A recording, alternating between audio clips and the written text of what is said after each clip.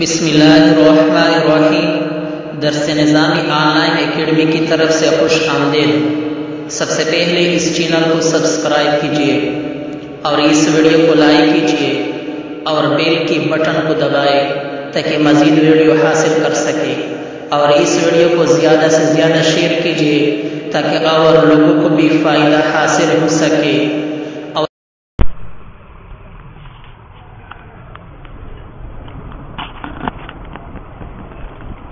نن خو منهیه ده که نه؟ کم ځای نه ده؟ قولهونه رسته سوي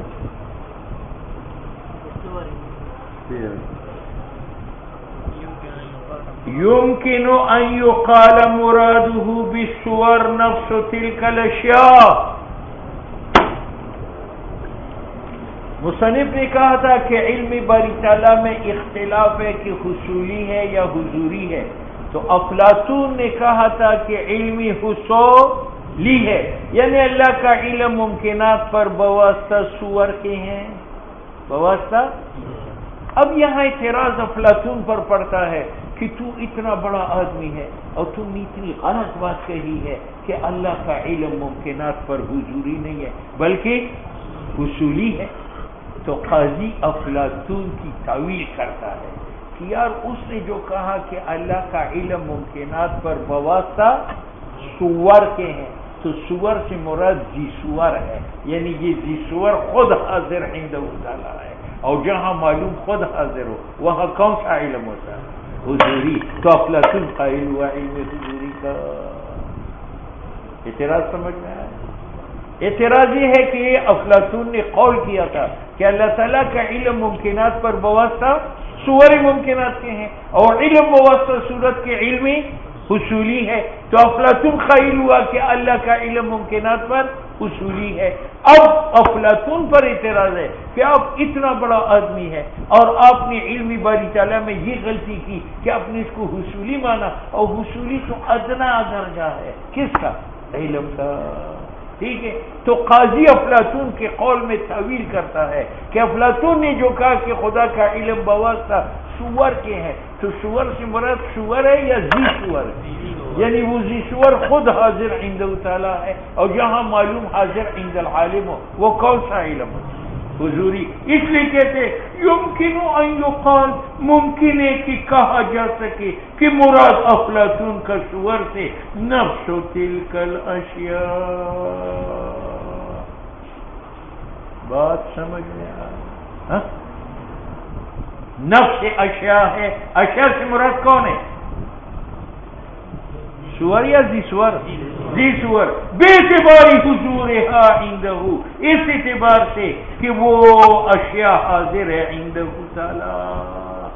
بات سمجھ میں آ گئی؟ اور اطلاق اب ذکر صور کا، اور مراد کون ہوا؟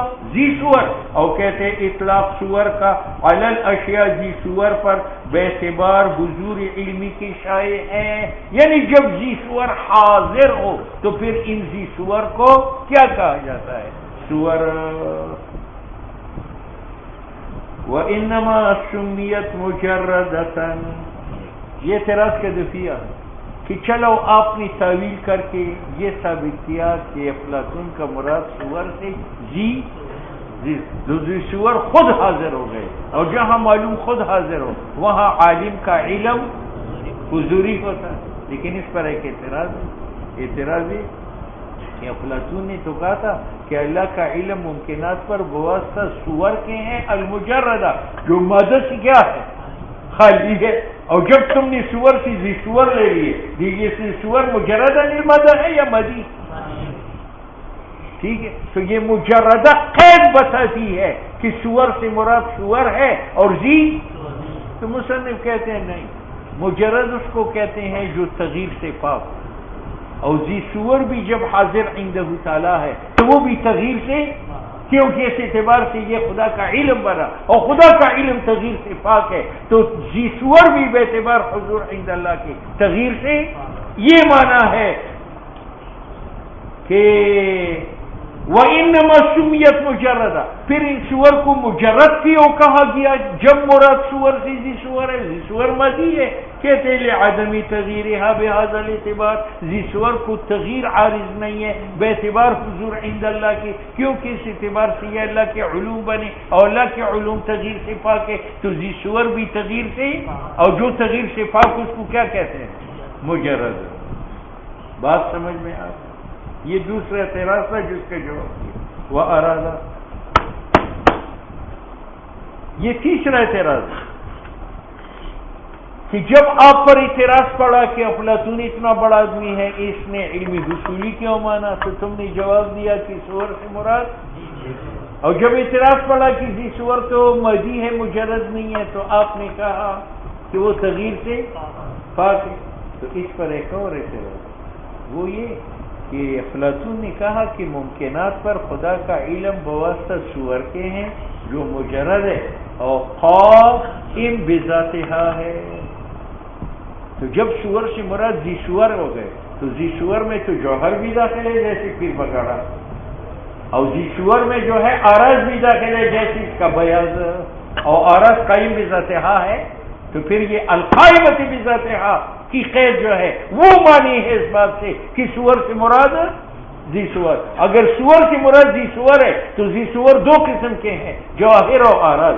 جواہر تو قائم بذاتہا ہے لیکن آراز قائم، ٹھیک ہے۔ تو مصنف کہتے ہیں قائم بذاتہا کا معنی یہ ہے کہ قائم بذات اللہ نہیں ہے، آگے قائم بالجسم ہو جیسے پیر بگاڑا کا بیان، اور یا قائم بالجسم نہ ہو جیسے خود پیر بگاڑا۔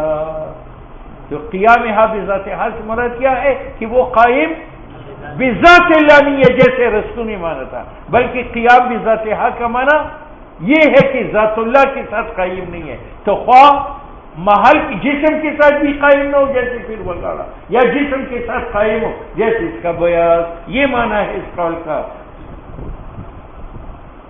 وَأَرَادَ ارادہ کیا بِقِيَامِهَا بِذَاتِهَا، قیام ذی سور کا بذاتہا، اس سے ارادہ کیا عدم قیامها بذات تعالیٰ کہ ذات باری تعالیٰ کے ساتھ قائم نہیں ہے، خواہ قائم بالجسم ہو جیسے پیر بگاڑا کا بیعت قائم ہے بالجسم، یا قائم بالجسم بھی نہ ہو جیسے خود پیر بگاڑا۔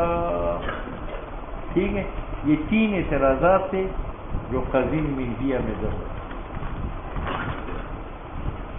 آگے بول۔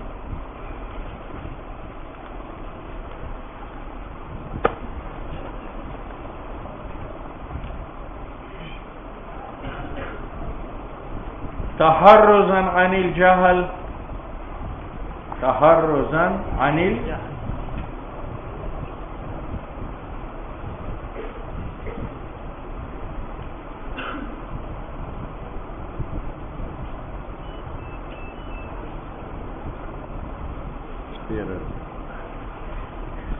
سنو بھائی،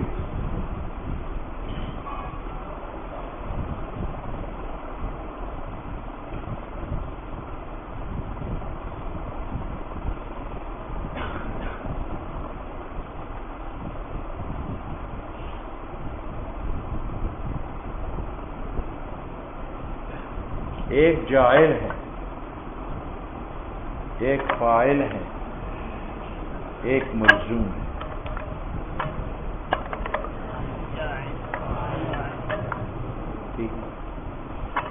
جاعل اس خالق کا نام ہے جو متصف بالقدرت، متصف، ٹھیک ہے۔ فاعل اس کا صفت کا نام ہے جس کے اتصاب بالقدرت شرط نہ ہو۔ ملزوم اس فاعل کا نام ہے جس میں نہ علم شرط ہو نہ قدرت شرط ہو۔ کتنے ہو گئے؟ اب ہم نے کہا تھا کہ اگر اللہ تعالیٰ کا علم ممکنات پر بواسطہ سور کے ہو جائے تو اللہ کا علم سور پر ہے یا نہیں ہے؟ اگر ہے تو کیا لازم آتا ہے؟ تسلسل، اور اگر نہیں ہے تو کیا لازم آتا ہے؟ جہل، اور جہل محال ہے باری تعالیٰ میں۔ کیوں؟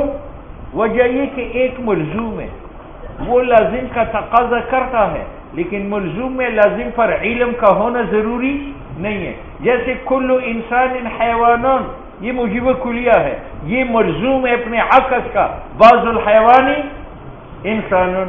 اب کل انسان حیوانون یہ مقتضی ہے بعض الحیوانی انسانون کا، لیکن کل انسان حیوانون میں علم اپنے عکس پر ضروری ہے.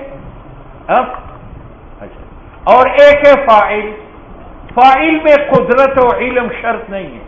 جیسے شمس فاعل ہے ذوقا، فاعل ہے ذوقا، لیکن شمس عالم اپنی ذو پر ہے نہیں.